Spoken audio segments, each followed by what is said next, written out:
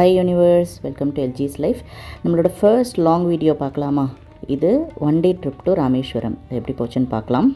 இந்த ட்ரிப் சடனாக பிளான் ஆன ஒரு விஷயம். ஸோ எல்லாருமே வீட்டிலேருந்து கிளம்பி ஒரு பாயிண்டில் கேதர் ஆகிட்டு அங்கேருந்து காரில் போகிறதா தான் plan.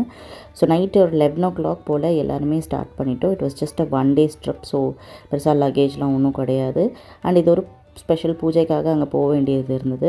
So over night travel பண்ணிவிட்டு ராமேஸ்வரம் சண்டேலேயே முடிச்சுட்டு திருப்பி சேஃப் டே ரிட்டர்ன் ஆகிறது தான் பிளான். அந்த ஒன் டேயில் முடிஞ்சால் ஒரு 1-2 கோவில் பார்க்கலானும் பிளானில் இருந்தது. பட் எப்படி பிளான் போச்சுங்கிறத நான் உங்களுக்கு கண்டிப்பாக நான் சொல்கிறேன். Because it did not go as we expected. ஒரு 10 hours ட்ராவலுக்கு அப்புறம் நம்ம வந்து ராமநாதபுரம் ரீச் ஆகிட்டோம். ராமநாதபுரம்லேருந்து ராமேஸ்வரம் ட்ராவல் பண்ணிகிட்ருக்கோம். நல்லா ஒரு 4 o'clock வரைக்கும் எல்லாருமே கதை பேசிகிட்டு இருந்தோம். அதுக்கப்புறம் வந்து கொஞ்சம் நேரம் எல்லாருமே தூங்கிட்டாங்க. இப்போ பார்த்திங்கன்னா நம்ம ராமேஸ்வரம் ஆக்சுவலி ஆல்மோஸ்ட் ரீச் ஆகிட்டோம். ஜஸ்ட் ஒரு 20-30 kilometers தான் இருக்குது. ஸோ கடல்லாம் நல்லாவே தெரியுது. இதுதான் நம்மளோட ஐகானிக் பாம்பன் பிரிட்ஜ். ஸோ அது மேலே தான் போயிட்டுருக்கோம். பாம்பன் பிரிட்ஜெலாம் இறங்கி பார்க்கல, ஏன்னா பூஜைக்கு ஏற்கனவே லேட் ஆகிட்டு இருந்துச்சு. ஸோ வரும்போது பார்த்துக்கலாம் அப்படிங்கிறது பிளானாக இருந்தது. ஸோ அப்படியே போயிட்டு காரை வந்து பார்க்கிங் ஸ்பேஸ் அக்னி தீர்த்தம் பக்கத்துலேயே நிறைய பார்க்கிங் ஸ்பேஸ் இருக்குது. ஸோ அந்த இடத்துல பார்க் பண்ணிவிட்டு அக்னி தீர்த்தம் வரைக்கும் எல்லாருமே நடந்து போயிட்டோம். அதுக்கப்புறம் அந்த பூஜை வந்து ஸ்டார்ட் ஆகிடுச்சு.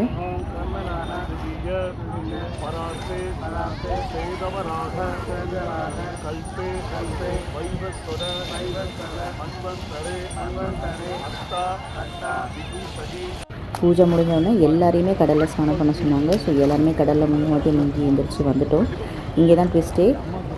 அங்கே வந்திருந்த வாத்தியார் வந்து இந்த பூஜை முடிச்சதுக்கப்புறம் கோயிலுக்கெல்லாம் போகக்கூடாது அப்படின்னு சொல்லிட்டாரு. இந்த கோவிலுன்னு இல்லை, எந்த கோவிலுக்கும் போகக்கூடாது சொல்லிட்டாரு. பட் ஃபார்ச்சுனேட்லி நாங்கள் வரும்போதே கோபுர தரிசனம் நல்லாவே பார்த்தோம் ராமேஸ்வரம் கோயில். ஸோ டோட்டலாக பிளானை சேஞ்ச் பண்ணிவிட்டு மார்னிங் டிஃபன் யாருமே சாப்பிடல. அங்கே லோக்கலில் ஒரு ஹோட்டலில் எல்லாருமே வந்து தோசை சட்னி சாப்பிட்டோம். ஆல்மோஸ்ட் லைக் ஒரு 12 o'clock போல் தான் பிரேக்ஃபாஸ்ட்டே சாப்பிட்டோம். அக்னி தீர்த்தம் பக்கத்துலேயே நிறைய குளிக்கிறதுக்கான ரூம்ஸ் எல்லாம் இருக்குது. ஸோ ஒரு வாட்டி எல்லோரும் ரெஃப்ரெஷ் ஆகிட்டு ஒரு 2-3 hours ஸ்பெண்ட் பண்ணிவிட்டு அதுக்கப்புறம் வீட்டை பார்த்து கிளம்பிடலாங்கிறது தான் வந்து பேசிகிட்டு இருந்தோம். பாம்பன் பாலம் மேலேருந்து எல்லோரும் பார்த்துருப்போம். ஸோ கீழேருந்து எப்படி இருக்குது வியூ, இந்த போட் வியூ எல்லாம் எப்படி இருக்குது அப்படின்னு சும்மா போய் பார்த்துட்டு இருந்தோம் பாம்பன் பாலத்துக்கு கீழே. ஸோ நிறைய போட்ஸ் எல்லாம் இருந்தது அங்கே. ராமேஸ்வரம் எவ்வளோ தூரம் கோவிலுக்கு ஃபேமஸோ அதே அளவுக்கு இந்த ஃபிஷ்ஷிங் ஏரியாவும் ஃபேமஸ். ராமேஸ்வரத்தில் நம்ம நிறைய கேள்விப்பட்டிருப்போம். ஸோ லோக்கலைட்ஸ் கிட்ட கொஞ்சம் நேரம் பேசிகிட்டு இருந்தோம். அதுக்கப்புறம் அவங்க ஃபுல்லாக பார்த்திங்கன்னா அந்த கருவாடு காய வைக்கிறதுலலாம் பயங்கர பிஸியாக இருந்தாங்க. நல்லா வெயிலில். ஸோ வெயில் காலத்தில் அவங்க இதை யூட்டிலைஸ் பண்ணிக்கிறாங்க போல இருக்குது. ஐ திங்க் ராமேஸ்வரத்தில் கருவாடும் ரொம்ப ஃபேமஸ். நிறைய பேர் வந்து வாங்கிட்டு போயிட்டு இருந்தாங்க. அந்த வேவே பார்த்தோம், நிறைய கருவாடு கடைலாம் இருந்துச்சு. ஸோ பாம்பன் பாலத்தோட வியூவை கீழே இருந்து அழகாக பார்த்துட்டு ஆன் த வே இந்த கருவாடு கடையெல்லாம் சும்மா வேடிக்கை பார்த்துட்டே அப்படியே வந்துகிட்டே இருந்தோம். அதுக்கு மேலே வெயிலெல்லாம் வந்து சுற்ற முடியலங்க. அதுக்கப்புறம் கார் ஏறி அப்படியே கிளம்பிட்டே போகிற வழியில் எதாவது பார்த்துட்டு போயிடலான்ட்டு. ஸோ பாம்பன் பாலத்துக்கிட்ட கண்டிப்பாக நின்று ஃபோட்டோ எடுக்கணும் அப்படின்னு பிளான் பண்ணியிருந்தோம். ஆர் அட்லீஸ்ட் அந்த வியூவாவது பார்க்கணும் அப்படின்னு. ஸோ பாம்பன் பாலத்துக்கிட்ட கொஞ்சம் நேரம் நின்று எல்லா ஹோல் வியூ 360 வியூவும் பார்த்துட்டு இதை பார்க்கவே கொஞ்சம் அம்யூசிங்காக தான் இருந்தது. வெயிலுன்னு கூட பார்க்காம இதை உட்காந்து பார்த்துட்டு இருந்தோம். அதுக்கப்புறம் நிறைய பேர் பார்த்திங்கன்னா இந்த இடத்துல நின்று பார்த்துட்டு இருந்தாங்க. ஸோ இந்த போட்ஸு அந்த ஐலண்டே பார்க்குறதுக்கே அவ்வளோ அம்யூசிங்காக இருந்தது. ஹார்ட்லி ஒரு 5-10 minutes தான் ஸ்பெண்ட் பண்ணியிருந்திருப்போம். அகெயின் நான் சொன்ன மாதிரி ரொம்ப வெயிலாக இருந்ததுனால ரொம்ப நேரமும் டைம் ஸ்பெண்ட் பண்ண முடியல. பட் ஸ்லோவாக அப்படியே கார்லேயே வந்து இந்த பாம்பன் பாலத்தை வந்து ரசிச்சுட்டே நாங்கள் வந்து வந்துட்டு இருந்தோம். கோவிலுக்கு எங்கேயுமே போகக்கூடாதுன்னு சொன்னதுனால எங்களுக்கு என்ன பண்ணுறதுனே தெரியல. ஸோ ஓகே ஃபைன், அட்லீஸ்ட் நேரத்தோட வீட்டுக்காச்சும் போகலாம் அப்படின்னு ஸ்டார்ட் பண்ணிட்டோம். வரும்போது அப்துல் கலாம் சாரோட நினைவிடமும் அந்த மியூசியமும் இருந்துச்சு. பட் நாங்கள் எல்லோரும் ஏற்கனவே பார்த்ததுனால பார்க்கல. பட் பசங்கள்லாம் கூட்டிகிட்டு வந்தால் நீங்கள் கண்டிப்பாக அது வந்து விசிட் பண்ணணும்.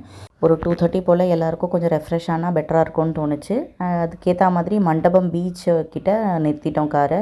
மண்டபம் பீச் கிட்ட பார்த்திங்கன்னா ஒரு பார்க் மாதிரி ஒரு செட்டப் இருக்குது. அண்ட் அங்கே கடல் அலையெல்லாம் பார்த்திங்கன்னா அந்த கோரல் ரீஃப்ஸோட நிறைய உங்களுக்கு பார்க்கவே சீனிக்காக இருந்துச்சு. அண்ட் அங்கே கூட்டம் பெருசாக ஒன்றும் இல்லை, ஜஸ்ட் பசங்கள்லாம் கடலில் விளையாடிட்டு இருந்தாங்க.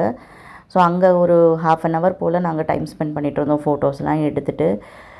நைட் ட்ராவல் பண்ணி வந்ததில் எல்லாருமே ரொம்ப டயர்டு. எங்கேயும் ரூம் எடுத்து ரெஸ்ட்டும் எடுக்கல. ஆக்சுவலி ரூம் புக் பண்ணியிருந்தோம். பட் இப்போ இந்த கோவில் பிளான் கேன்சல் ஆனதுனால ரூமையும் கேன்சல் பண்ணிவிட்டு கிளம்புனதுனால பெருசாக ரெஸ்ட் எதுவும் எடுக்கல. ஸோ இந்த இடத்துல ஒரு ஸ்டாப்பிங்கை போட்டு சும்மா ரெஸ்ட் எடுத்துகிட்டு இருந்தோம். தூரத்தில் பாருங்கள் அந்த ட்ரெயின் போயிட்டுருக்கு. ஸோ அதை எடுத்துகிட்டு இருந்தேன். மதியம் போல் எல்லாம் கொஞ்சம் பசிச்ச உடனே ஒரு 3 o'clock போல் தான் இங்கே வந்து ஸ்டாப் பண்ணோம் நாங்கள். ஹோட்டல் ஸ்ரீராமன் சொல்லிட்டு இது எங்கே இருக்குன்னா ராமேஸ்வரம் டு ராமநாதம் போகிற ரோடு, அந்த ரோட்லேயே தான் இருக்குது. சாப்பாடு அன்எக்ஸ்பெக்டட்லி பார்த்திங்கன்னா சூப்பராக இருந்தது. நாங்கள் ஆர்டர் பண்ண எல்லாமே சூப்பராக இருந்தது. மீல்ஸு, ஃப்ரைட் ரைஸ் இதெல்லாமே ஆர்டர் பண்ணியிருந்தோம். எல்லாமே அவ்வளோ டேஸ்டியாக இருந்தது. ஸோ நீங்கள் வெஜ் ஆப்ஷன் ஏதாவது சூஸ் பண்ணுறதா இருந்தால் இந்த ஹோட்டல் கண்டிப்பாக போங்க. அதுக்கப்புறம் எல்லோரும் சாப்பிட்டு முடிச்சுட்டு ஒரு ஐஸ்கிரீமை சாப்பிட்டுட்டு மறுபடியும் ஸ்டார்ட் பண்ணிட்டோம். டுவர்ஸ் சென்னை கிளம்பியாச்சு. அதுக்கப்புறம் திருப்பி ஒரு 2-3 hours ட்ராவலுக்கு அப்புறம் ஒரு 6 o'clock போல் காரைக்குடிக்கிட்ட நிறுத்திட்டு சரி இன்னும் ஒரு பிரேக் எடுத்தோம். அங்கே ஒரு பேக்கரி மாதிரி இருந்தது. ஸோ அங்கே எல்லோரும் லெமன் டீ எல்லாம் குடிச்சிட்டு கொஞ்சம் ரெஃப்ரெஷ் ஆகிட்டு மறுபடியும் வந்து சென்னையை நோக்கி நாங்கள் புறப்பட்டோம். கோவில்லாம் பார்க்க முடியலங்கிறது கொஞ்சம் டிசப்பாயிண்டிங்காக தான் இருந்தது. பட் நம்மளோட ரிச்சுவல்ஸ் அண்ட் கஸ்டம்ஸ்லாம் கொஞ்சம் ஃபாலோ பண்ணி ஆகணும் இல்லையா? ஸோ அதனால் அது மனசை அப்படியே தேத்திக்கிட்டு வீட்டை வந்து பார்த்து கிளம்பிட்டோம். ஒரு 10 o'clock போலே உளுந்தூர்பேட்டை ஜங்ஷன் கிட்டே டிஃபன் சாப்பிட்டுட்டு அப்படி கிளம்பியாச்சு.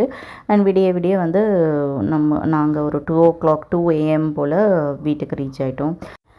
நான் சொன்ன மாதிரி ட்ரிப்பு பிளான் படி போகலேனாலும் பூஜை ரொம்ப சிறப்பாக இருந்தது. நான் பூஜைக்கான வாத்தியாரை ஆன்லைனில் தான் ஒரு சர்வீஸில் தான் புக் பண்ணியிருந்தேன். ரொம்பவே அழகாக பண்ணி கொடுத்துருந்தாரு. பட் நாங்கள் எல்லாருமே பேசிக்கிட்டோம். மறுபடியும் ஃபேமிலியோட கிட்ஸோட எல்லாருமே வந்து ராமேஸ்வரம் கோவிலுக்கு கண்டிப்பாக வர மாதிரி தான் பிளான். ஸோ இன்னொரு ராமேஸ்வரம் vlog நான் கண்டிப்பாக with the tourist places covered போடுவேன். இந்த வீடியோ உங்களுக்கு பிடிச்சிருந்ததுன்னா லைக் பண்ணுங்கள், கமெண்ட் பண்ணுங்கள், ஷேர் அண்ட் சப்ஸ்கிரைப் பண்ணுங்கள் அண்ட் பெல் ஐக்கனை கிளிக் பண்ண மறந்துடாதீங்க.